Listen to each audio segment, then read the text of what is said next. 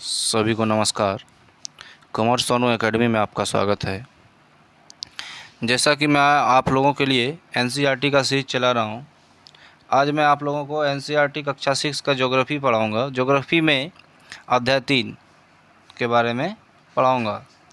अध्याय 3 में दिया गया है पृथ्वी की गतियाँ। पृथ्वी की गति के बारे में आज आप लोग को पढ़ाऊँगा। चलिए शुरू करते हैं क्लास को। चलिए, इसमें दिया गया है, जैसा कि आप देखिए, मैं हर एक क्लास में आप लोगों को बताता हूँ, एनसीईआरटी का बुक जो है आपको एक एक लाइन पढ़ना होगा और एनसीईआरटी में जो दिया गया है सीटेट उसी को मान्य मानता है। ठीक है, नेक्स्ट शुरू करते हैं। जैसा कि आप जानते हैं, पृथ्वी की गति दो प्रकार की है, घूर्णन एवं परिक्रमण। मैं पिछले अध्याय में भी बताया था घूर्णन किसे कहते हैं और परिक्रमण किसे करते हैं। पृथ्वी का अपने अक्ष पे घूमना, या मान लीजिए आप लोग सिर्फ जैसे खड़े हैं, बस सिर्फ चारों ओर घूम गए तो उसे क्या कहेंगे? अपने अक्ष पे घूमना, घूर्णन कहलाएगा। आप खड़े हैं और आप चारों तरफ घूम गए, एक बार गोल पूरा राउंड कर दिए तो उसे क्या कहते हैं? घूर्णन। अगर किसी मंदिर के चारों तरफ आप चक्कर लगा रहे हैं तो उसे कहते हैं परिक्रमण। यही हो गया घूर्णन और परिक्रमण। आप लोग समझ गए? चलिए नेक्स्ट। पृथ्वी का अक्ष एक काल्पनिक रेखा है। पृथ्वी का जो अक्ष है एक काल्पनिक रेखा है, जो कि एक ग्लोब में एक छेद है, उसके बीचों बीच एक सुई जैसा है, वो उसे क्या कहते हैं? काल्पनिक रेखा कहते हैं। ऐसा कोई पृथ्वी पे कोई रेखा नहीं है, ग्लोब में दिया गया है, एक काल्पनिक रेखा है जो इसके कक्षीय सतह से 66.5 डिग्री का कोण बनाती है। यानी कि घूर्णन के समय में जो झुकाव रहता है पृथ्वी, उसमें कितने डिग्री का कोण बनाता है? तो आप लोग जवाब देंगे 66.5 डिग्री का कोण बनाते हैं। और एक क्वेश्चन आता है, पृथ्वी का अपने अक्ष पर झुकाव का कोण कितना डिग्री का झुकाव होता है? तो 23.5 डिग्री। इस दोनों क्वेश्चन में आप लोग को डाउट आ सकता है, इसे ध्यान रखेंगे। पृथ्वी का अपने अक्ष पे झुकाएगा तो आप लोग जवाब देंगे 23.5 डिग्री। लेकिन यहाँ पे क्वेश्चन क्या है? यहाँ पे है कक्षीय सतह पर कितने डिग्री का कोण बनाता है पृथ्वी? तो 66.5 डिग्री। इसे आप लोग ध्यान में रखेंगे, क्वेश्चन यहाँ से गलती हो सकता है, आप लोग इसे ध्यान रखिएगा। चलिए नेक्स्ट। अच्छा, कक्षीय समतल सतह किसे कहते हैं वो भी देख लेंगे, आगे लिखा हुआ है इसमें। वह समतल जो कक्ष के द्वारा बनाया जाता है उसे कक्षीय समतल कहते हैं। नेक्स्ट। पृथ्वी सूर्य से प्रकाश प्राप्त करती है। पृथ्वी का आकार गोले के समान है, इसलिए एक समय में सिर्फ उसके आधे भाग पर ही सूर्य की रोशनी पड़ती है। पृथ्वी जो है अक्ष के हिसाब से झुकाव रहता है पृथ्वी का, तो जिस तरफ झुकाव रहता है, यानी जो भाग सूर्य के तरफ है उस तरफ पे दिन रहेगा, और जिस तरफ पे सूर्य का प्रकाश नहीं जा रहा उस तरफ पे रात का समय रहेगा। यहाँ दिखा गया है, इसलिए आधे भाग पर ही सूर्य की रोशनी, पृथ्वी के आधे भाग पर ही सूर्य की रोशनी पृथ्वी पे पहुँचती है। आगे मैं मानचित्र में आपको दिखाऊंगा, जो ग्लोब का चित्र दिया गया है उसमें दिखाऊंगा। इसलिए इस समय इसके आधे, और आगे देखते हैं, जबकि दूसरा भाग सूर्य से दूर होता है, वहाँ रात होती है। और ग्लोब पर वह वृत्त जो दिन तथा रात को विभाजित करती है उसे प्रदीप्ति वृत्त कहते हैं। देखिए, ये भी इम्पोर्टेंट है। ग्लोब पर वह वृत्त जो दिन तथा रात को विभाजित करता है उसे प्रदीप्ति वृत्त कहते हैं। यह वृत्त अक्ष के साथ नहीं मिलता है, यानी कि मैं दिखाऊंगा आगे दिया गया वालों में। प्रदीप्ति वृत्त जैसे अक्ष से क्रॉस होकर निकलता है, साइड से निकल जाता है, मैं दिखाऊंगा आप लोग को। पृथ्वी अपने अक्ष पर एक चक्कर लगाने में पूरा लगभग 24 घंटे पूरा नहीं लगता है। 23 घंटे 56 मिनट का समय लगता है, यानी 4 मिनट। इसे लगभग 24 घंटे बोल सकते हैं। अगर एग्जैक्ट क्वेश्चन में आया तो आप लोग जवाब देंगे 23 घंटे 56 मिनट। और लगभग रहा तो 24 घंटे बोल सकते हैं। यानी पृथ्वी अपने अक्ष पर एक चक्कर लगाने में पूरा लगभग 24 घंटे, और डायरेक्ट पूरा रहे तो 23 घंटे 56 मिनट। घूर्णन के समय काल को पृथ्वी दिन कहा जाता है। यह पृथ्वी की दैनिक गति है। दैनिक दिन रात कैसे होता है, तो ये प्रश्न भी आ जाता है, तो आप लोग जवाब देंगे पृथ्वी की दैनिक गति के कारण। देखिए यहाँ पे दिया गया है, मैं आप लोग को यहाँ समझा देता हूँ। देखिए सबसे पहले अभी प्रदीप्ति वृत्त, मतलब जिस भाग पे, देखिए यहाँ है प्रदीप्ति वृत्त, इसे प्रदीप्ति वृत्त कहते हैं। जिस भाग पे देखिए सूर्य का रोशनी पड़ रहा है, जिस जो लाइट येलो है, लाइट येलो पे सूर्य का भाग पड़ रहा है, यहाँ दिन है, और जहाँ से डार्क है वो अंधेरा है, यहाँ पे रात का समय है। इसे ही ये जो रेखा है, इसी रेखा को क्या कहते हैं, प्रदीप्ति वृत्त। आप लोग ध्यान रखेंगे। अच्छा, पृथ्वी का अक्ष पे झुकाव देख लीजिए। पृथ्वी का अक्ष का झुकाव तथा कक्षीय समतल के बारे में दिखाया गया है यहाँ पे, वो दिखा रहा हूँ मैं आपको। ये देखिए सबसे पहले ये हो गया पृथ्वी का ये हो गया कक्षीय समतल सतह, कक्षीय समतल सतह यही हो गया, जो कि 66.5 डिग्री का झुकाव रखता है। देखिए सीधा अगर करेंगे तो ये हो गया विषुवत रेखा, एक मिनट थोड़ा मोटर डार्क हो गया। समतल रेखा ये हो गया विषुवत रेखा, ये हो गया मकर रेखा, और ये हो गया कर्क रेखा। आप लोग ध्यान रखेंगे। पृथ्वी का डायरेक्ट आप लोग से अगर पूछा जाए पृथ्वी का झुकाव कितना डिग्री होता है अपने अक्ष पे, तो 17.5 डिग्री। ध्यान में बस मोस्ट इम्पोर्टेंट इसे आप लोग ध्यान रखेंगे।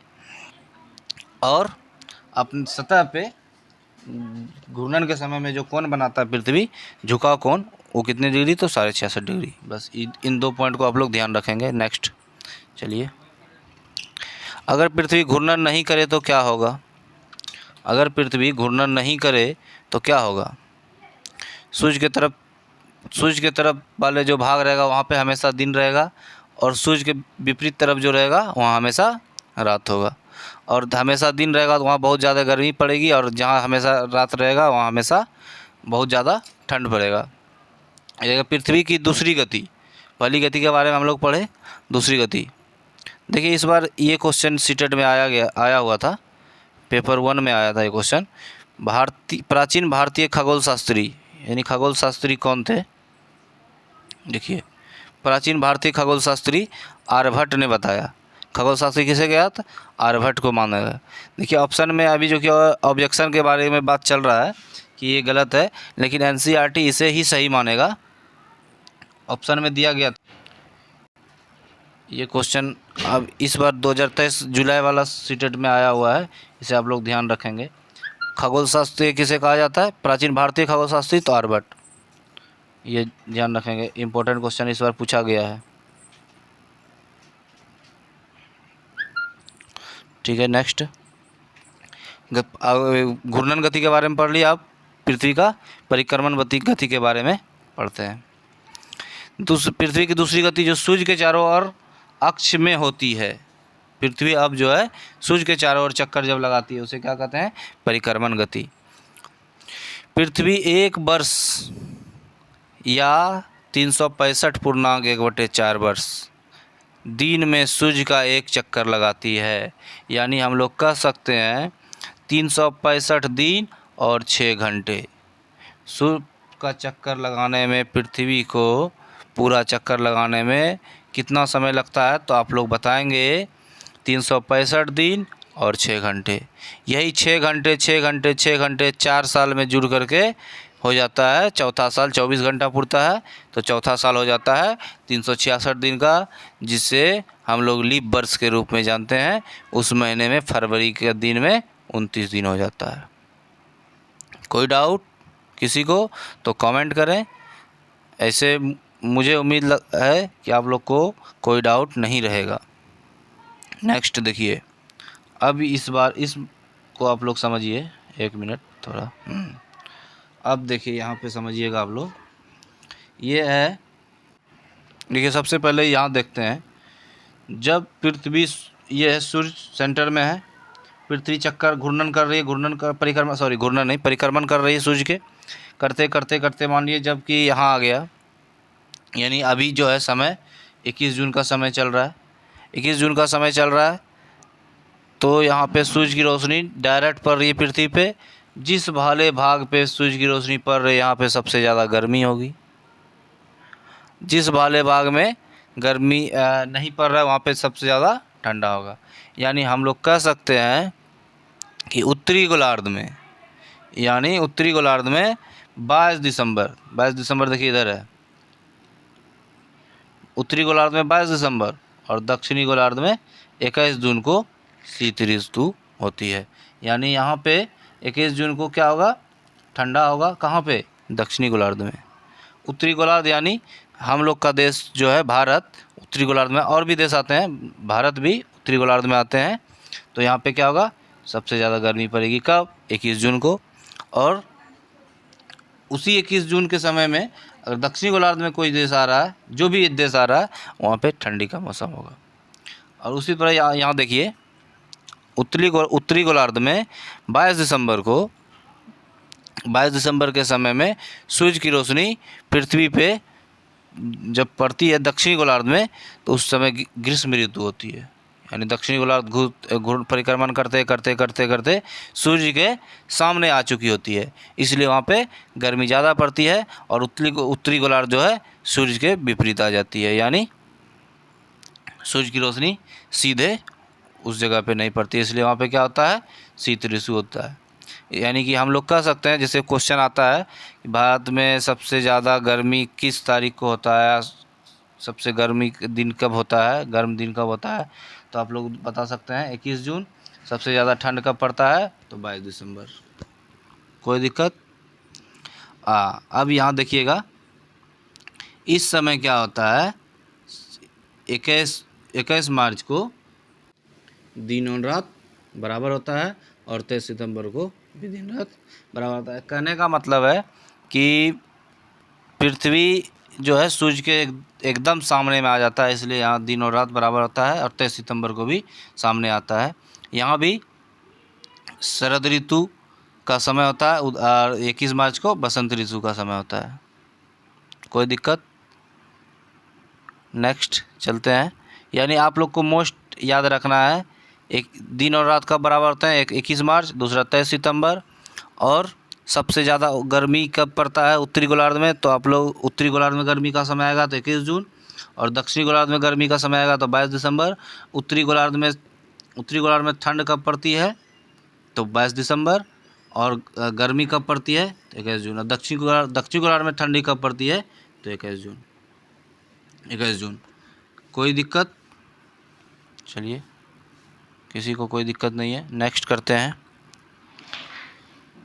यही वही बातें लिखी हुई हैं जो मैंने बताया, प्रत्येक 4 वर्षों में वर्ष के बचे 6 घंटे को मिलाकर 24 घंटे के बराबर हो जाते हैं, जो कि मैं आप लोग को बता दिया हूँ, इसमें कोई दिक्कत नहीं है। अच्छा हाँ, यहाँ से एक क्वेश्चन बन सकता है। सामान्यतः एक वर्ष को गर्मी, सर्दी, बसंत एवं शरद ऋतुओं में बांटा गया है। गर्मी, सर्दी, बसंत एवं शरद ऋतुओं में, यानी ऋतु को कितने भागों में बांटा गया, 4 भागों में, गर्मी, सर्दी, बसंत एवं शरद। ज़्यादा ऋतुओं में परिवर्तन सूर्य के चारों ओर पृथ्वी की स्थिति में परिवर्तन के कारण होता है। नेक्स्ट।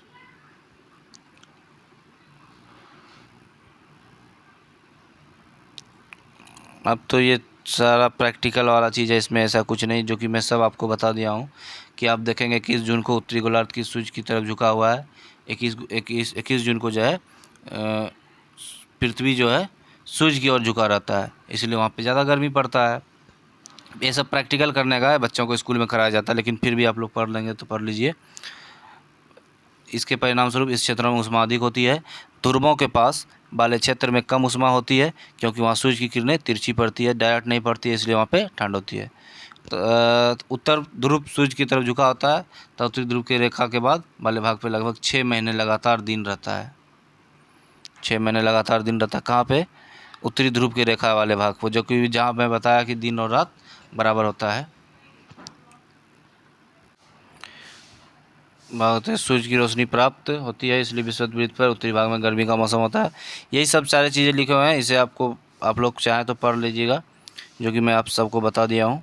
नेक्स्ट 21 मार्च को 28 सितंबर को सूर्य की किरणें विषुवत रेखा पर सीधी पड़ती है। इस अवस्था में कोई भी ध्रुव सूर्य की ओर नहीं झुका होता, इसलिए पूरी पृथ्वी पर दिन और रात बराबर होते हैं। इसे विषुवत होता है, विषुव कहा जाता है।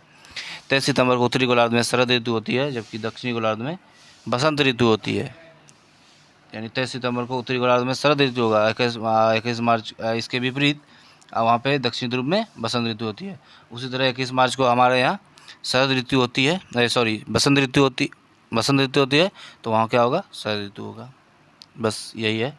आप लोग इन सारे बिंदुओं को बढ़िया से पढ़िएगा, जो कि मैं आपको बता दिया हूँ।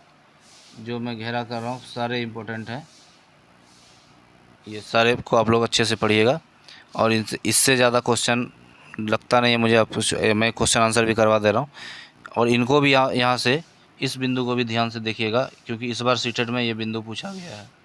खगोल शास्त्री प्राचीन भारतीय खगोल शास्त्री आर्यभट्ट, यानी भारतीय खगोल शास्त्री कौन थे? आर्यभट्ट। इस बार सीटेट में पूछा गया क्वेश्चन है। चलिए अब क्वेश्चन आंसर करवा दे रहे हैं आप लोग को, क्वेश्चन आंसर कर लीजिए। चलिए शुरू करते हैं। पृथ्वी के अक्ष का झुकाव कोण क्या है? जैसा कि मैं अभी आप लोग को बताया, पृथ्वी के अक्ष पे झुकाव कोण कितना डिग्री होता है? तो 66.5 डिग्री। सॉरी, एक मिनट, पेंसिल ले रहा हूँ। पृथ्वी का अक्ष पे झुकाव कितना? 66.5 डिग्री। आप इसे ध्यान रखिएगा। पृथ्वी का अपने अक्ष पे झुकाव पूछे तो 23 डिग्री। घूर्णन एवं परिक्रमण को परिभाषित करें। देखिए, घूर्णन अगर आप लोग किताबी भाषा में लिखने चाहते हैं तो पृथ्वी अपनी धुरी पर जब घूमता है 24 घंटे में एक घूर्णन को पूरा करता है, उसे घूर्णन कहते हैं। और इसी के कारण क्या होता है? घूर्णन गति के कारण ही क्या होता है? दिन और रात होता है। और परिक्रमण, जब पृथ्वी सूर्य के चारों ओर चक्कर लगाता है, अपनी कक्षा में स्थिर होकर सूर्य का चक्कर लगाता है, उसे परिक्रमण कहते हैं। बस, और कुछ नहीं है। लीप वर्ष क्या होता है? लीप वर्ष में माह 28 दिन की जगह 29 दिन का होता है, और वर्ष में 366 दिन का होता है। बस, और कुछ नहीं। उत्तर एवं दक्षिण अयनांतों में अंतर बताएं। उत्तर अयनांत यानी 21 जून को उत्तरी गोलार्ध में सबसे लंबा दिन, सबसे छोटी रात होती है 21 जून को। और दक्षिण अयनांत में क्या होता है? 22 दिसंबर को सबसे लंबा दिन होता है, और जबकि सबसे छोटी रात हो, मतलब उल्टा होता है। हमारे यहाँ जो होगा उसका उल्टा होता है दक्षिण अयनांत में। उत्तर अयनांत में 21 जून को लंबा दिन होगा, तो वहाँ 22 दिसंबर को। और यहाँ 22 दिसंबर को छोटा दिन होगा, तो वहाँ 22 दिसंबर को बड़ा दिन होगा। बस जस्ट उल्टा, हमारे यहाँ से उल्टा होता है। उत्तर में जो हमारे यहाँ होगा दक्षिण में होगा। जब हमारे यहाँ होगा वो उसका दोनों उल्टा होगा। जब हमारे यहाँ अधिक ठंडा पड़ रहा है तो वहाँ अधिक गर्मी होगा। जब हमारे यहाँ अधिक गर्मी पड़ रही है तो वहाँ अधिक ठंडा पड़ रहा होगा। बस, और कुछ नहीं है। नेक्स्ट, विषुव क्या है? विषुव के बारे में जो कि मैं अभी अंडरलाइन किया, आप लोग देखे थे। 21 मार्च और 23 सितंबर को जब सूर्य की किरणें विषुवत वृत्त पर सीधी पड़ती है, तो इस अवस्था में कोई भी ध्रुव सूर्य की ओर नहीं झुका होता है। इसलिए क्या होता है? ध्रुव अगर सीधा नहीं, मतलब झुका नहीं है, मतलब सीधा है, तो यहाँ पे बराबर हो जाएगा, दिन और रात बराबर होगा। यानी जब 21 जून को यहाँ बराबर होगा उत्तर में, तो दक्षिण में 23 सितंबर को। और 23 सितंबर यानी 23 सितंबर और मार्च में क्या बताए थे? 23 सितंबर और 21 मार्च। हाँ, याद रखिएगा, 21 मार्च और 23 सितंबर को दिन और बराबर होता है। इससे दक्षिणी गोलार्ध में उत्तरी गोलार्ध की अपेक्षा उत्तर एवं दक्षिण का अयनांत अलग अलग समय में होता है। क्यों? इसे आप देखें। क्योंकि देखिए, इसलिए होता है, जब उत्तरी गोलार्ध सूर्य की तरफ झुका होता है तब सूर्य की किरणें कर्क रेखा पर सीधी पड़ती है, इसलिए उत्तरी गोलार्ध में गर्मी होती है। कर्क रेखा पर सीधी पड़ती है इसलिए गर्मी होती है। और दक्षिणी गोलार्ध में शीत ऋतु होती है। मैं तो अभी बताया कि अगर उत्तरी में गर्मी होगा तो दक्षिणी में शीत होगा, उत्तरी में शीत होगा तो दक्षिणी में गर्मी होता है। इसलिए एवं दक्षिणी का अयनांत क्यों अलग होता है, देख लीजिए आगे। जब दक्षिणी गोलार्ध सूर्य की ओर झुका होता है तो सूर्य की किरणें मकर रेखा पर पड़ती है, इसलिए दक्षिणी गोलार्ध में ग्रीष्म ऋतु होती है। ग्रीष्म ऋतु होती है और उत्तरी गोलार्ध में उस समय शीत ऋतु होगी, कोई दिक्कत। नेक्स्ट है, ध्रुवों पर लगभग 6 महीने का दिन एवं 6 महीने की रात क्यों होता है, जो कि मैं आपको बताया था। ये क्यों होता है, जब उत्तरी गोलार्ध सूर्य की तरफ झुका होता है तो पृथ्वी के अपने अक्ष पर होने के कारण उत्तरी ध्रुव पर लगातार 6 महीने तथा सूर्य की किरणें लगातार 6 महीने तक सूर्य की किरणें जो है उत्तरी गोलार्ध पर पड़ती रहती है, क्योंकि पृथ्वी का झुकाव नहीं होता है, जिससे 6 महीने का दिन। एवं इसके विपरीत दक्षिणी गोलार्ध में रात होगा, यहाँ दिन तो वहाँ रात तो यहाँ दिन। और दक्षिणी ध्रुव पर लगातार 6 महीने सूर्य की किरणें पड़ती है, क्योंकि वहाँ भी क्या होता है, जब दक्षिणी गोलार्ध पर सूर्य की ओर झुका होता है, जब दक्षिणी गोलार्ध जो है पृथ्वी का दक्षिणी गोलार्ध जो है सूर्य की ओर झुका रहेगा, तो वहाँ भी 6 महीने दिन और 6 महीने रात होगा। नेक्स्ट, और थोड़ा सा कर लेते हैं इसे भी, 1 मिनट पेंसिल ले रहा हूँ। देखिए 1 नंबर क्वेश्चन दिया गया है, पृथ्वी की सूर्य के चारों ओर की गति को क्या कहते हैं। आप लोग जवाब देंगे, पृथ्वी के सूर्य के चारों ओर की गति को क्या कहते हैं। एक क में दिया है घूर्णन, 1 मिनट पेंसिल, क में दिया है घूर्णन, ख में परिक्रमण, ग में झुकाव। आप लोग जवाब दिए। मैं अभी आपको बताया था, जब अपने अक्ष पे घूमेगा तो घूर्णन, और अगर सूर्य का चक्कर लगाएगा तो परिक्रमण। तो आप लोग सही उत्तर के साथ जाएंगे, परिक्रमण। सूर्य की सीधी किरणें विषुवत वृत्त पर किस दिन पड़ती है। सीधी किरणें कब पड़ती है विषुवत वृत्त पे। आप लोग जवाब देंगे 21 मार्च को, जबकि दिन और रात बराबर होता है। गर्मी में क्रिसमस का पर्व कहाँ मनाया जाता है। कभी भी भारत होगा, क्योंकि हम लोग जानते हैं कि क्रिसमस का पर्व कब मनाया जाता है, तो जानते हैं हम लोग कि 25 दिसंबर को। तो 25 दिसंबर को कभी भी भारत में गर्मी नहीं होगा, तो भारत तो कभी हो ही नहीं सकता, ना ही जापान होगा, हो जाएगा कौन, ऑस्ट्रेलिया। चौथा नंबर दिया है, ऋतुओं में परिवर्तन पृथ्वी की किस गति के कारण होता है। घूर्णन गति के कारण क्या होता है, घूर्णन गति के कारण दिन रात होता है, और परिक्रमण गति के कारण पृथ्वी में मौसम परिवर्तन होता है। कोई दिक्कत नहीं होना चाहिए। नेक्स्ट है, एक लीप वर्ष में कितने दिन होते हैं बताइए। ये क्वेश्चन तो आ जाएगा तो आप लोग एग्ज़ाम में छोड़ेंगे कभी, 66। क्यों होता है, इसका कारण बता दिया था आपको लोग को। हर एक साल में 6 घंटा बढ़ता है, चौथे साल में 24 दिन हो जाता है। पृथ्वी की प्रतिदिन की गति को क्या कहते हैं बताइए। दिन और रात कैसे होता है, अभी मैंने आप लोग को बताया, घूर्णन गति के कारण। नेक्स्ट, पृथ्वी सूर्य के चारों ओर डैश कक्षा में घूमती है, बताइए क्या होगा। पृथ्वी जब सूर्य के चारों ओर घूमती है तो अपनी स्थिर कक्षा में घूमती है।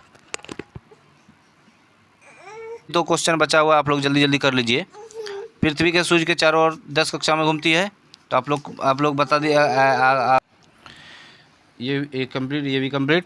सूर्य के चारों ओर का स्थिर रहता है, पृथ्वी का जो कक्षा है वो स्थिर कक्षा में घूमती रहती है। 21 जून को सूर्य की किरणें डैश रेखा पर सीधी पड़ती है, बताइए कहाँ पड़ेगा। कर्क रेखा पे पड़ेगा, क्योंकि कर्क रेखा पे क्या होता है, सबसे ज़्यादा गर्मी। डैश ऋतु में दिन छोटे होते हैं, बताइए। ये सब सवाल आपसे गलत हो ही नहीं सकता है। किस ऋतु में दिन कब छोटा होता है, शीत ऋतु में। चलिए, इस प्रकार से मैं आप लोग को थ्योरी के साथ साथ जो भी किताब में क्वेश्चन आंसर था मैं उसको भी करवा दिया, आप लोग देख लेंगे। अगर आप लोग इससे अच्छी तरीके से, मैं बार कहता हूँ, आप लोग लाइन बाय लाइन पढ़ें, और मैं जो नोट करवा रहा हूँ आप लोग नोट करते जाएं। आपका सीटेट में एक भी क्वेश्चन अगर यहाँ से आ जाए तो छूटेगा नहीं। चलिए दोस्तों, अगर आप इसी तरह मेरे क्लास को देखना चाहते हैं तो आप मेरे चैनल को सब्सक्राइब करें और बेल आइकन को दबा लें, ताकि नोटिफिकेशन समय समय पर मिलते रहे। चलिए दोस्तों, थैंक यू।